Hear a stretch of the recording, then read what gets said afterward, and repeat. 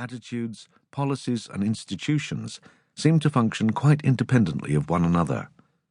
This incoherence is not particular to Colombia. It is characteristic of anti-drug strategies worldwide. When I moved back to London from Bogota, everybody seemed to be complaining about stress, information overload, and how expensive everything had become.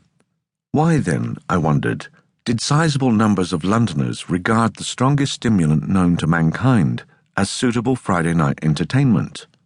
Expensive, energizing, esteem-boosting, inclining its users to delusions of grandeur and paranoia in equal measure, cocaine seemed to have become the perfect accompaniment to 21st century life.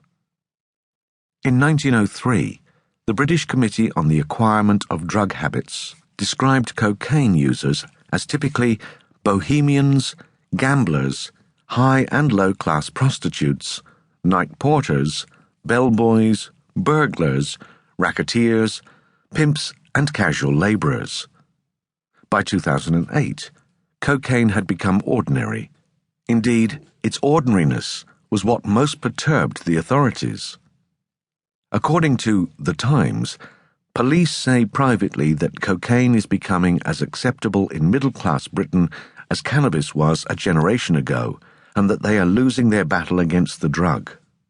On his first day as Commissioner of the Metropolitan Police in February 2005, Sir Ian Blair informed the waiting press pack that people are having dinner parties where they drink less wine and snort more cocaine. In fact, they were drinking more wine and snorting more cocaine. The exotic newcomer cocaine is more often than not consumed in conjunction with alcohol. The two combine in the liver to produce coca-ethanol, a whole new buzz which stays active for twice as long as cocaine.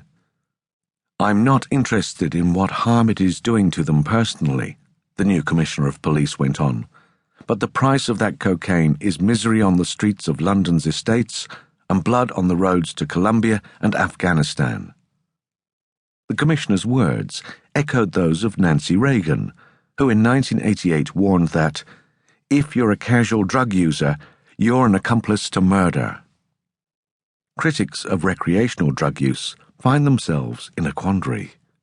Without a social problem to crack down on, or helpless victims to whom they might extend their help and compassion, they can only articulate their objections to certain mind-altering substances by invoking the misery that has been caused by driving drug use underground.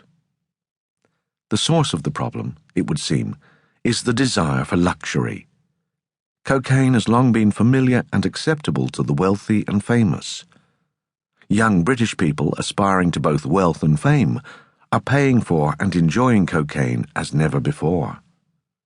Cocaine consumers, whether middle class, working class, or lower upper middle class, take flack for being uncaring and self-congratulatory, but office work, profligate consumption, and a weekly mash-up to make sense of it all have become defining features of life and style up and down the country.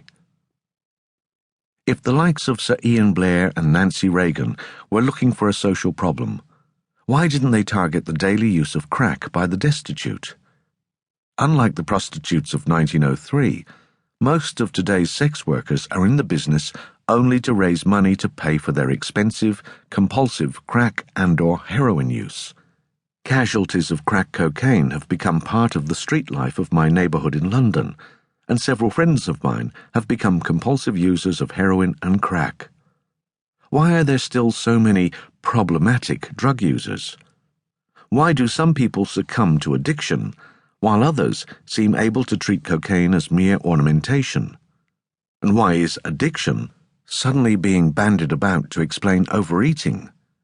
If we are all junkies of one potentially harmful substance and/or activity or another, does that mean that double espressos and excessive use of PlayStation can also be addictive? In 2004, a kilogram of cocaine typically sold for £655 in Colombia. Once smuggled north into Mexico, it was worth £3,940.